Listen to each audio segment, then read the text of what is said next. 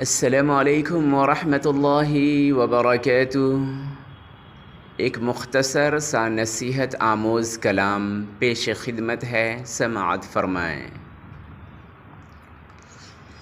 اٹھانا خود ہی پڑتا ہے، تھکا ہارا بدن اپنا، تھکا ہارا بدن اپنا۔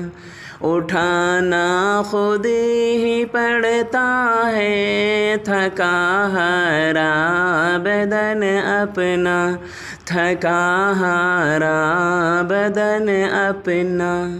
کہ جب تک سانس چلتی ہے، کہ جب تک سانس چلتی ہے، کوئی کاندھا نہیں دیتا۔ کہ جب تک سانس چلتی ہے، کوئی کاندھا نہیں دیتا۔ محترم سامعین، اگر ہم چاہتے ہیں کہ بڑھاپے میں ہماری اولاد ہمارے لیے سہارا بنے، تو ہمارے لیے لازم اور ضروری ہے کہ اپنی اولاد کی پرورش کسی لالچ سے نہ کریں، اور شادی کے وقت اپنے بیٹوں کو بیٹی والوں کے ہاتھ فروخت نہ کریں، یعنی ان کو نہ بیچیں۔